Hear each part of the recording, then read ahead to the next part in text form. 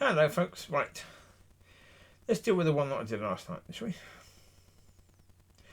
The reality is, of course, I'm not saying, nobody should ever say that the leaders of the church were trying to give the church to the devil. No. No, of course I'm not saying that. That'd be a crazy, insane thing to say. So no, that wouldn't be the case, no. What would have been the case, and what was very, very much the case at that point in time, they saw systems. They saw an education system that was training lecturers and training college professors, and basically, the professors that had been trained in one subject, they taught the same way. Most of them taught the same way, because they were trained to teach a certain way. And therefore, okay, the church loved that. Thought, oh, okay. If we can have leaders teaching the same way, that'd be good. And obviously, with the world's way of McDonald's and that sort of places, people go to those places in different places in the world and they feel like they're in home. Like the one in the place that they live in. So therefore, if we can make the church like that as well, that'd be better for people, because obviously if they go to a church on holiday and it's very much like the church they go to normally, that'd be better. The problem is, with all of this,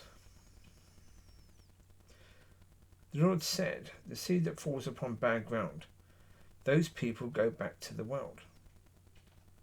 So, the church leaders at that point in time, they didn't know that scripture. I'm pretty sure they did. Did they think that the Lord was saying that the bad ground was the better ground? That going to the world was a better option?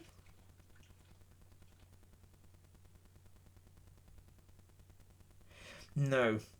What happened is that obviously their eyes were lit up by the way the world does things, and very much impressed by the way the world does things. And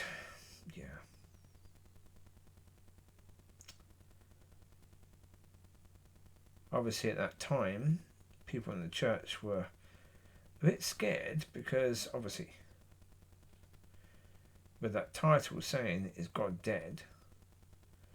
and young people leaving the church at that time, because obviously, in the 60s and the 70s, the music and the way that things were happening at that time, young people were leaving the church.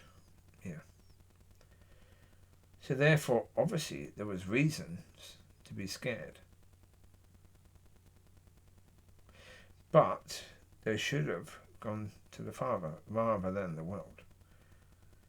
But they didn't. So, and again, it's not about picking out people and assigning blame, because you can't. Those people are dead now. Okay, not all of them necessarily, but most of them are. And, exactly what use would it be assigning blame? It's not about assigning blame, but it is about saying that the reality, that is the truth of the situation. That's what happened then. And it happened for reasons that we can understand, as I've just explained. Their intentions were to do what was best, and to create a church that would be welcoming for people, and that people would love. It didn't matter where they were in the world. That church should be basically the same as it is where they live. So therefore, we can understand why they choose that. But it was still wrong. It was still the world's way rather than God's way. Because it was. It was not God's way.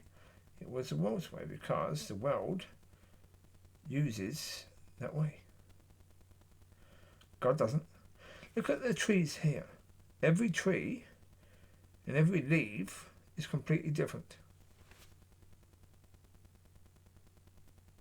Right?